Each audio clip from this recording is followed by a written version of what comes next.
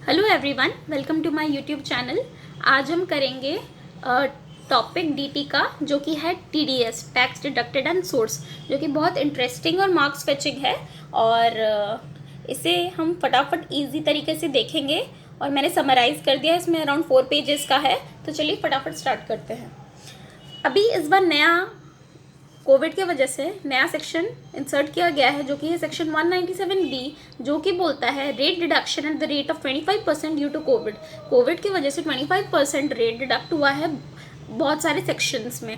हम आगे जाके देखेंगे कौन कौन से सेक्शन में है जिसमें आपको 25% रेट डिडक्शन करके है। और ये कौन से पीरियड के लिए है ये रेट डिडक्शन? ये बस एक कुछ पीरियड के लिए है, जो कि है 14 मई 2020 से लेकर 31 मार्च 2021। इसी पीरियड के लिए रेट डिडक्शन मिलेगा।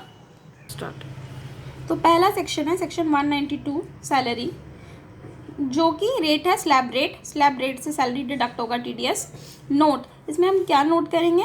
जो एम्प्लॉय है वो क्या कंसिडर करेगा? खाली कंसिडर करेगा loss from house property salary के केस में। बाकी वो कुछ और लॉसेस नहीं देखेगा कोई भी अदर हेड से, और उसके बाद जाके टीडीएस काटेगा। नेक्स्ट है 192। आप कैसे याद रखोगे? 19-20 सैलरी क्या होता है? 19-20 होता है, किसी का 19 किसी का 20, ऐसे ही फ़र्क होता है। 19-20 का फ़र्क 192 सैलरी। नेक्स्ट है 192A, accumulated balance of provident fund. Next section 192 तो सेम रहेगा, सैलरी मिला है, सैलरी का ही अदर पार्ट 192A। ए से एक्यूमुलेटेड प्रोविडेंट फंड का एक्यूमुलेटेड बैलेंस, तो 192A। रेट कितना है? 10%। अगर पैन नहीं दिया जाएगा तो MMR से दिया जाएगा। और इसका नोट क्या है? TDS if amount is greater than 50,000। 50,000 से अगर ज़्यादा होगा तभी प्रोविडेंट फंड का एक्यूमुलेटेड बैलेंस में TDS कटेगा। नेक्स्ट देखते हैं 193। 193 क्या है? TDS on interest from securities. अब सैलरी से पैसे कमा लिए, अब हम किससे कमाएंगे? अब सिक्योरिटीज़ लेके उस पर जो इंटरेस्ट मिलेगा उससे हम पैसे कमाएंगे, तो उस पर भी TDS कटेगा 193 में। किस रेट से? 10%। यहाँ देखिए वो 25% वाला जो मैंने अभी आपको बताया रेट डिडक्शन, यहाँ पर स्टार्ट हो रहा है। यहाँ पर तो अभी कोविड का इस पीरियड में 7.5% एप्लीकेबल होगा। वैसे 10% है, बट ड्यू टू डिडक्शन 7.5%। और इसमें क्या है? No TDS if paid to LIC, GIC, other insurer. अगर हम कोई गवर्नमेंट सिक्योरिटीज़ पे करेंगे तो TDS नहीं कटेगा। अगर डीमैट सिक्योरिटीज़ पे होगा तब TDS नहीं कटेगा। नेक्स्ट क्या है? 194। ये आप देख रहे हो सीरियल बाई 192, 192A, 193, 194। 194 क्या है? TDS on dividend. अब कोई भी अगर आप डिविडेंड मिलता है शेयर्स पे, उस पर TDS कटेगा डोमेस्टिक कंपनी का। किस रेट से? 10%। और यहाँ पर भी कोविड का डिडक्शन 25% हो जाएगा, इसलिए 7.5%। पीरियड याद रखिएगा, ये सिर्फ ये जो 7.5% वाला चीज़ है, सिर्फ ये 14 मई 20 से लेके 31 मार्च 21 तक एप्लीकेबल है। और no TDS if payment other than cash and payment up to 5,000 in a previous year. अगर हम कैश के छोड़ के अगर किसी और मीन्स से पेमेंट करते हैं तो TDS नहीं कटेगा। और अगर पेमेंट टोटल साल का 5,000 तक है तो TDS नहीं कटेगा। नेक्स्ट है 194A। ये जैसे 192 192A था, वैसे ही 194 194A। ये था TDS on dividend domestic company के केस में। यह है TDS on interest other than securities. इसमें भी 10% और ड्यू टू कोविड 7.5%। इसमें नो TDS अगर बैंक पे करता है TDS, तो अगर सीनियर सिटीजन को पे करता है तो लिमिट है 50,000। मतलब 50,000 तक अगर पे करेंगे सीनियर सिटीजन को तो TDS नहीं कटेगा। और अदर्स के केस में बाकी 40,000। और किस किस केस में और TDS नहीं कटेगा? अगर KVP पोस्ट ऑफिस डिपॉजिट पे इंटरेस्ट आता है, इनकम टैक्स का इंटरेस्ट आता है, उस पर नो TDS। बैंक सेविंग के ऊपर जो इंटरेस्ट आता है उस पर नो TDS। अगर फर्म पे करता है इंटरेस्ट टू पार्टनर तो उसमें TDS नहीं कटेगा। अगर हम इंटरेस्ट पे करते हैं बैंक, कोऑपरेटिव सोसाइटी, LIC को, तो हम भी इंटरेस्ट नहीं डिडक्ट करेंगे, मतलब बैंक को कोई भी पेमेंट करने से। ठीक है, अभी नेक्स्ट देखते हैं 194B। बहुत इंपॉर्टेंट है ये। और सबसे अलग है क्योंकि सबसे ज़्यादा TDS इसी में कटता है 194B और 194BB। तो 194B क्या है? विनिंग फ्रॉम लॉटरीज, लॉटरीज से जो जीतते हैं। तो कैसे आप याद रखोगे? 194B, बी मतलब बड़ा, बड़ा अमाउंट। लॉटरी से कैसे क्या गेन करोगे? ऑफकोर्स बड़ा अमाउंट हम कुछ जीते, तभी तो हमारे लिए वो बड़ा चीज़ जीते, तभी तो हमारे लिए लॉटरी हुआ।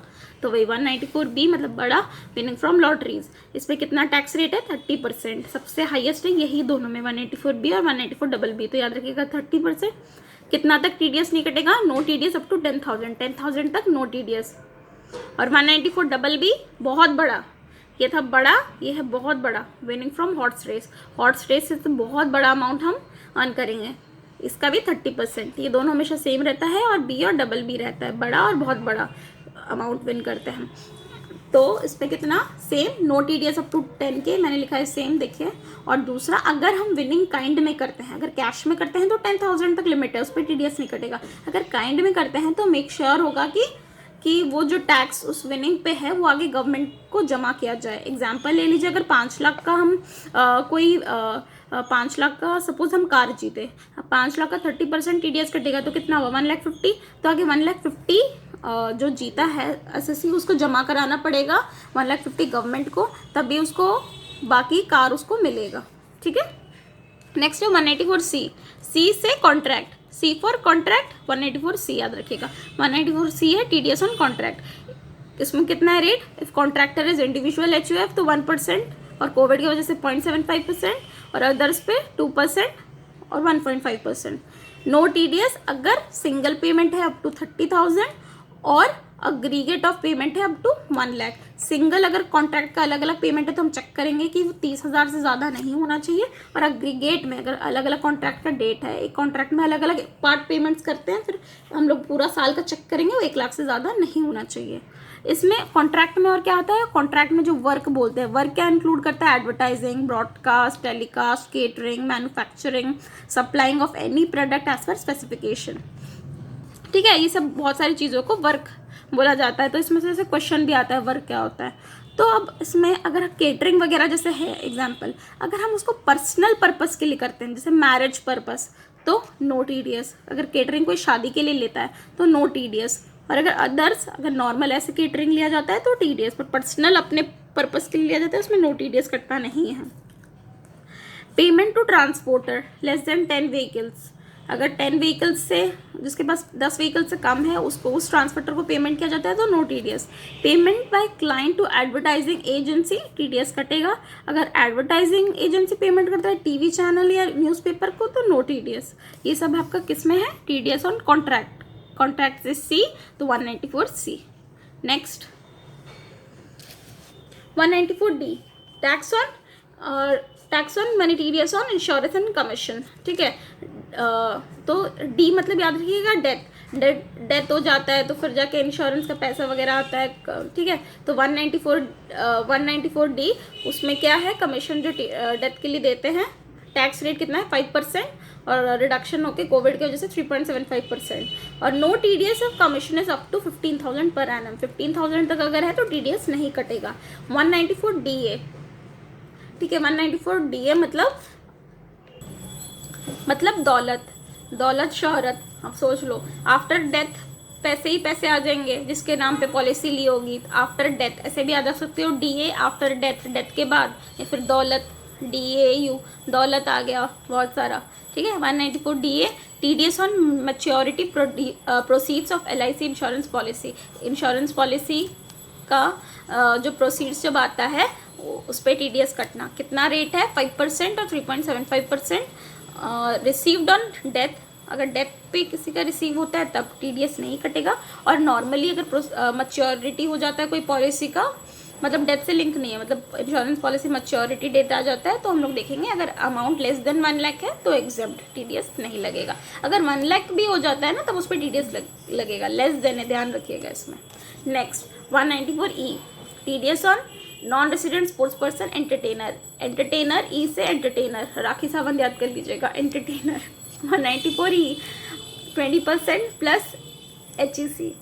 ठीक है। इसका क्या है? हमेशा याद रखिएगा, ये सबसे अलग है। क्यों?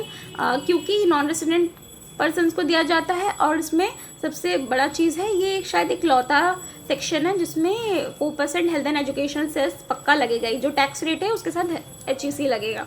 Next 194G, TDS on commission on sale of lottery ticket. ठीक है, इसमें क्या है, लॉटरी टिकट का जो सेल होगा उस पर कमीशन 194G, तो उस पर क्या है टैक्स रेट 5%, 3.75%। देखिए यहाँ पर मतलब ई के बाद एफ नहीं है, बाकी GHI तीनों एक साथ चलेगा। ये वही लॉटरी टिकट का वापस आ जाते हैं, उस पर जो कमीशन लॉटरी टिकट जो बेच रहे हैं उनका जो कमीशन है उस पर TDS कितना कटेगा 5% और 3.75%। और सेम एज ये भी 194D की तरह ही 15,000 पर एनम, जो हम लोग देखे थे ऊपर देखिए, no TDS if commission is up to 15,000 per annum, वही चीज़ इस पर भी एप्लीकेबल होगा। 15,000 पर एनम तक TDS कुछ भी नहीं कटेगा। नेक्स्ट है 194H, TDS on commission and brokerage. ये जो कमीशन या ब्रोकरेज देते हैं, H ऐसे याद रख लीजिएगा, हफ्ता वसूली वैसे ही। तो ये कमीशन और ब्रोकरेज अगर देते हैं, हफ्ता कोई वसूल करता है मतलब उस पर TDS जो हम काटते हैं वो कितना है, सेम 5%, 3.75%। और इसमें भी वही सेम 15,000 पर एनम वाला लिमिट। ठीक है, ये सब में 15,000 पर एनम है। नॉर्मल इंश्योरेंस कमीशन पे, अभी commission on sale of lottery ticket पे, कमीशन ऑन ब्रोकरेज में, मैंने कमीशन वर्ड जहाँ आया 15,000 पर एनम का आपको ध्यान रखना है, 15,000 का लिमिट है। अगर साल में 15,000 से कम अगर होता है तो हमें TDS नहीं काटना है, उस पर वो TDS नहीं कटेगा। नेक्स्ट है, और इसमें और एक चीज़ भी है, no TDS when brokerage is to underwriter, एकदम भी नहीं कटेगा, कोई लिमिट नहीं देखेंगे। No TDS on public issue, no TDS on stock exchange transactions. Next है 194I, TDS ऑन रेंट, जो हम रेंट देते हैं उस पर TDS किस पे, तो कितना रेंट का आई है, प्लांट एंड मशीनरी 2% और डिडक्शन हो गए 1.5%, फर्नीचर लैंड एंड बिल्डिंग 10% और डिडक्शन हो के 7.5%। नो TDS, तो इसका सेक्शन क्या है 194I, मतलब प्लांट एंड मशीनरी अगर आप रेंट में लिए हो तो TDS कितना कटेगा 2% से। ठीक है, और अगर फर्नीचर लैंड एंड बिल्डिंग, सब बड़ा चीज़, फर्नीचर लैंड एंड बिल्डिंग दोनों बड़ा चीज़ है, इनमें TDS कितना कटेगा 10%। No TDS if rent is up to 2,40,000 per annum, अगर 2,40,000 पर एनम तक है तो TDS नहीं कटेगा। ईच को ओनर का 2,40,000 लिमिट ईच है, मतलब अगर आप 2 जन से मिला के आप रेंट दे रहे हो अलग अलग 2 जन को, सपोज X और Y 2 जन को अलग अलग रेंट दे रहे हो, तो दोनों के लिए इंडिविजुअल लिमिट्स देखेंगे। 2,40,000 इनका भी लिमिट है, 2,40,000 मतलब आपको ज़्यादा लिमिट मिल जाएगा, मतलब आपका TDS नहीं कटेगा। दोनों का अलग अलग देखेंगे तो 2,40,000 प्लस 2,40,000 पे हो जाएगा।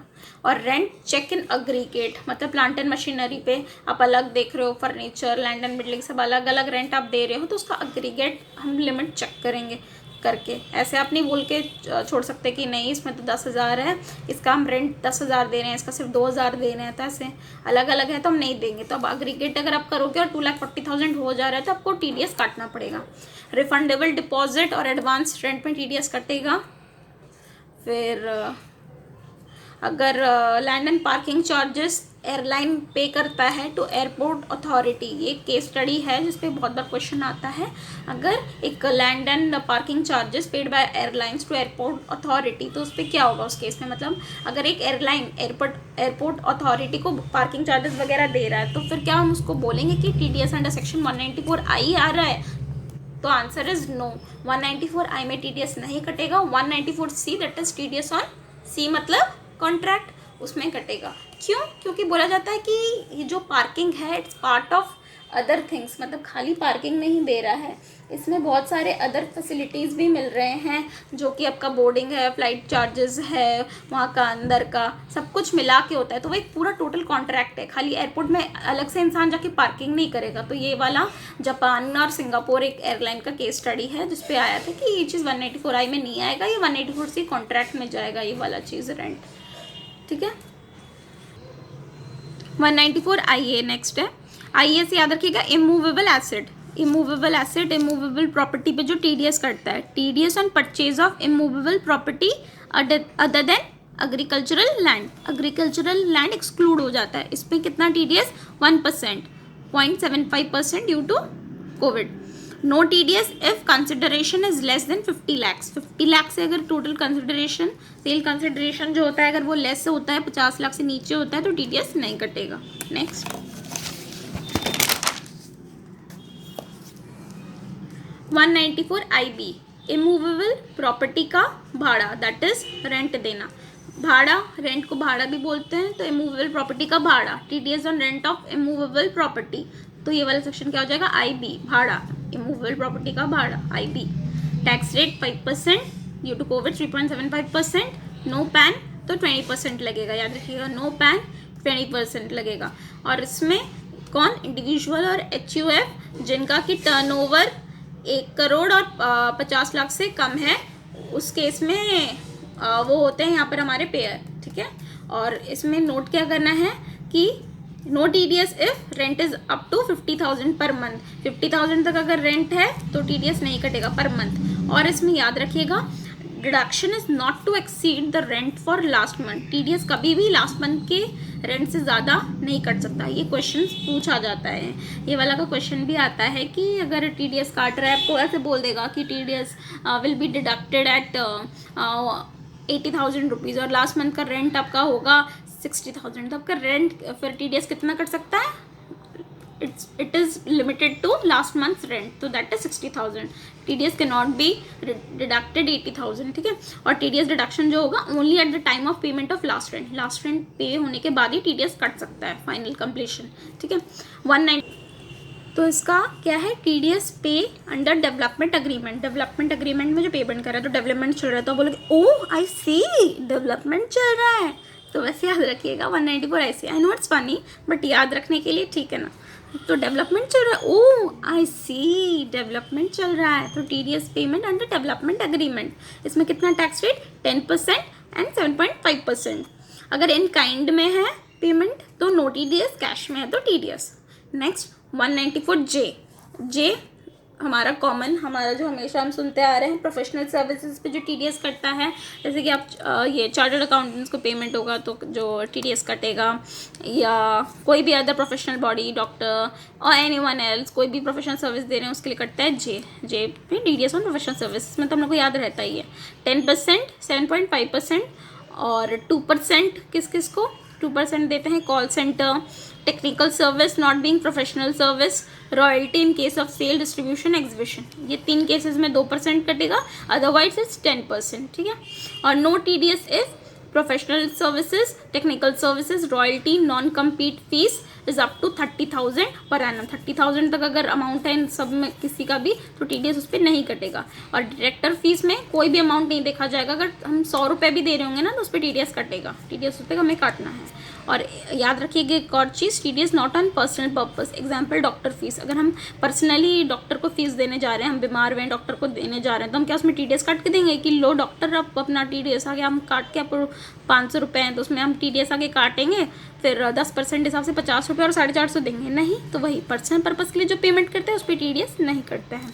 नेक्स्ट क्या है 194K, TDS on income in respect of units. ये मैंने रेड से क्यों लिखा है, इस बार नया आया है ये सेक्शन, ठीक है, तो बहुत ज़्यादा इंपॉर्टेंट हो जाता है हमारे लिए। 194K TDS on income in respect of units, जो म्यूचुअल फंड यूनिट्स वगैरह होता है उस पर अब इनकम पे कटेगा कितना, 10%, 7.5%। No TDS if payment is up to 5,000 in previous year. अगर 5,000 से नीचे होता है पेमेंट इनकम तो उस पर TDS नहीं कटेगा, 5,000 से ऊपर होने से TDS कटेगा। कैसे, आप याद रखोगे, ये income in respect of units नया सेक्शन है। नेक्स्ट है 194 LA TDS on compensation for compulsory acquisition of immovable property. LA कैसे याद रखोगे, LA एग्रीकल्चरल लैंड उल्टा, AL जो agricultural land. 194 LA compulsory acquisition अगर हो जाता है कोई भी इमूवेबल प्रॉपर्टी का, तो हम उसमें एग्रीकल्चरल लैंड वगैरह भी आता है। बेसिकली एग्रीकल्चरल लैंड ही हम सुनते हैं कंपल्सरी एक्वायर हो गया है बोल के, तो उसमें TDS कितना कटेगा, 10% और 7.5% कोविड की वजह से। नो TDS अप टू अगर 2.5 लाख यानी कि 2,50,000 पर एनम तक है तो उस पर नो TDS। अगर अमाउंट जो है वो उससे ज़्यादा है तो TDS कट जाएगा। और no TDS if rural agricultural land compulsorily acquired. Rural agricultural land हमेशा एग्जाम्प्ट रहता है, उस पर नहीं कटता है TDS कभी भी, हम पहले भी पढ़े थे अभी भी, ठीक है। तो ये वाला कैसे याद रखना, LA एग्रीकल्चरल लैंड ऐसे याद रख लीजिएगा। फिर 194 LB TDS on interest on infrastructure डेप्थ fund to non resident of foreign company. जो इंफ्रास्ट्रक्चर डेप्थ फंड हम इंटरेस्ट जो देते हैं उस पर जो इंटरेस्ट आता है नॉन रेसिडेंट या फॉरेन कंपनी को जो मिलता है उस पर कितना परसेंट TDS कटेगा, 5%। ये हम बेसिकली ये सेक्शन हम ज़्यादा पढ़ते हैं आपका इन्वेस्टमेंट ट्रस्ट चैप्टर में, ठीक है। तो कितना ये जो 5% का TDS कटेगा। और इसमें देखिए आप कोविड के लिए नहीं दिखाया, तो बहुत सारे सेक्शन में आप नोट कीजिएगा कोविड की वजह से डिडक्शन नहीं है। नॉन रेसिडेंट्स के लिए तो बेसिकली नहीं होता है, उनको हम रिलैक्सेशन नहीं है ये 25% वाला। और ये वाला जो इंफ्रास्ट्रक्चर डेप्थ फंड है वो अंडर सेक्शन 1047 है, ठीक है। नेक्स्ट है 194 M पेमेंट टू कॉन्ट्रैक्टर, ठीक है। प्रोफेशनल फीस और कमीशन, ये 3 सेक्शन का मिक्सचर है, तो इसलिए याद रखिएगा 194 M means mixture of 3 sections, mixture M। 194 C, 194 H और 194 J। C मतलब कमीशन कॉन्ट्रैक्ट, H मतलब कमीशन और ब्रोकरेज जो मैंने बोला था हफ्ता 194 H और 194 J मतलब प्रोफेशनल फीस। ये तीनों का जो मिक्सचर है वो है 194 M। उसमें अगर इसमें हम 5% और 3.75% से, और TDS if aggregate amount paid is greater than 50 lakh, 50 lakh से ज़्यादा होने से उस पर TDS कटेगा। जैसे कि ये वाला जो सेक्शन कवर हुआ है, जो भी ये जो इनका रेस्पेक्टिव सेक्शन में जो चीज़ नहीं आया था वो यहाँ पर आएगा, मतलब जो जो कवर नहीं हुए थे। एग्जाम्पल हम ले लेते हैं 184 C में हम जैसे देखे थे, मैंने आपको बताया था केटरिंग का एग्जाम्पल। अगर शादी के लिए केटरिंग है तो क्या उस पर TDS कटेगा, नहीं कटेगा। बट यहाँ पर वो जो नहीं कटेगा वो यहाँ पर कवर हो जाएगा, 184 M में कटेगा, प्रोवाइडेड 50 लाख से ज़्यादा होना चाहिए अमाउंट, ठीक है। आई होप आपको समझ में आया। Next 194 N TDS on cash withdrawal in excess of 1 crore. अगर हम बैंक जाते हैं और 1 करोड़ से ज़्यादा कैश विड्रॉ करते हैं तो उस पर TDS कटेगा। तो आप कैसे याद रखोगे, 194 N मतलब नगद, कैश को हम बोलते नहीं, नगद पैसे, नगद। 194 N नगद, टैक्स रेट इज 2%। इसका एक्सेप्शन क्या है, इसका एक्सेप्शन है लास्ट 3 ईयर्स रिटर्न अगर नॉट फाइल्ड, अगर लास्ट 3 साल का रिटर्न फाइल नहीं हुआ तो उस केस में क्या हो जाएगा, अमाउंट मोर देन 20 लाख होने से ही 2% कट जाएगा। और तब उस केस में अगर 1 करोड़ से ज़्यादा हो गया तो 5% कटेगा। नहीं तो अगर नॉर्मली अगर है रिटर्न वगैरह सब फाइल्ड है तो 2% कटेगा। बट जिनका रिटर्न फाइल नहीं है लास्ट 3 ईयर्स का, उनके लिए 20 लाख से ज़्यादा होने से ही 2% कट जाएगा TDS, और 1 करोड़ से ज़्यादा होने से तो 5% कट जाएगा। और इसमें जो 1 करोड़ का लिमिट है वो किस किस, TDS नॉट एप्लीकेबल ऑन, अगर 1 करोड़ से ज़्यादा हो जाने से भी वो उनके लिए कोई लिमिट नहीं है, वो है government, banks, cooperative society, post office, ATM operator, full time money exchanger मतलब जो फॉरेक्स का काम करते हैं, परचेज सेल का, ये सब पर एप्लीकेबल नहीं है। वो कितना भी बड़ा ट्रांजैक्शन कर सकते हैं, बड़ा विड्रॉल कर सकते हैं, उन पे कोई TDS लागू नहीं होता है। नेक्स्ट ये सब नया आया है इस बार का, जो मैंने रेड से लिखा है चेंजेस, अमेंडमेंट हुआ है इस बार, तो इंपॉर्टेंट है। 184 O ये भी नया सेक्शन इंट्रोड्यूस हुआ है इस बार के लिए हमारे लिए। TDS on payment by e-commerce operators to e-commerce participants 1 अक्टूबर 20 से ये आया है। अगर ई-कॉमर्स ऑपरेटर ई-कॉमर्स पार्टिसिपेंट्स को कोई सेल कर रहा है तो उस पर अगर कोई मतलब जैसे कि ई-कॉमर्स पे अपना बेच रहा है गुड्स, जैसे मैं कुछ सपोज टेक्सटाइल्स बेच रही हूँ, कुछ कपड़े बेच रही हूँ या फिर और अदर कोई स्टेशनरी आइटम्स बेच रही हूँ, तो ई-कॉमर्स प्लेटफॉर्म पे मेरा, तो उस e-commerce operator Amazon, Flipkart, Myntra, ये सब काटेंगे TDS। कितना % से काटेंगे, 1% of gross amount of sale, जितना का सेल हुआ है उतना उसका 1%, और कोविड के लिए 0.75%। और no TDS if e-commerce participant is individual HUF, अगर इंडिविजुअल HUF है या अमाउंट एक्सीड नहीं करता 5 लाख रुपीज़, और अगर हम सबमिट कर दिए हैं पैन या फिर आधार, अगर तीनों कंडीशन हम कंप्लाई कर लेते हैं तो हमारा TDS नहीं कटेगा, वरना कटेगा। अगर ले लीजिए 1 करोड़ का सेल हुआ है तो 1% ऑफ 1 करोड़। अब लास्ट सेक्शन नंबर 195, ये अभी तक हम पूरा सेक्शन पढ़ रहे थे 192 से स्टार्ट करके 192, 193 और बेसिकली पूरा सब कुछ 194। अब क्या है 195 लास्ट एंड करते हैं। TDS on any sum payable to non resident और फॉरेन कंपनी को, अगर हम कोई पे करते हैं उनको TDS उस पर कितना रेट से कटेगा, DTAA का रेट जो है वो डबल टैक्सेशन जो है हमारा अवॉइडेंस एग्रीमेंट उसका हिसाब से जो रेट है, या फिर रेट इन फोर्स जो रेट चल रहा है। TDS ऑन इंटरेस्ट अगर पेमेंट करते हैं तब TDS कटेगा नॉन रेसिडेंट को, या any other sum taxable which is not covered in other section, other sections में नहीं कवर्ड है और तभी भी हम नॉन रेसिडेंट को कुछ ऐसे पैसे दे रहे हैं जो टैक्सेबल है, उस पर TDS कटेगा। तो आई होप मैंने जस्टिफाई किया है। और ये वीडियो मैंने टोटल ये जो है TDS का 4 पेजेस में समराइज़ किया है, और कोशिश भी किया है कहीं कहीं आपको कि याद रह सके, कुछ स्टूपिड जोक्स मार के या कुछ भी हंसी मजाक करके कोई कोई जगह। आई होप ये आपके लिए हेल्पफुल रहे। और फिर भी अगर आपको कुछ भी डाउट रह जाता है या आपको लगता है कुछ भी जो मुझे और एडिशनल बोलना चाहिए था या मैंने नहीं बोला है, तब कमेंट सेक्शन में मेंशन कीजिए। और अगर कुछ भी और आपको इसमें कुछ भी चीज़ अच्छा लगता है तो प्लीज़ प्लीज़ एक लाइक करिएगा और कमेंट करके ज़रूर बोलिएगा। इससे मेरा मोरल बूस्ट होगा, मैं अगली बार इससे बेटर वीडियो लाने का कोशिश करूँगी। So please like and subscribe to my channel. Thank you.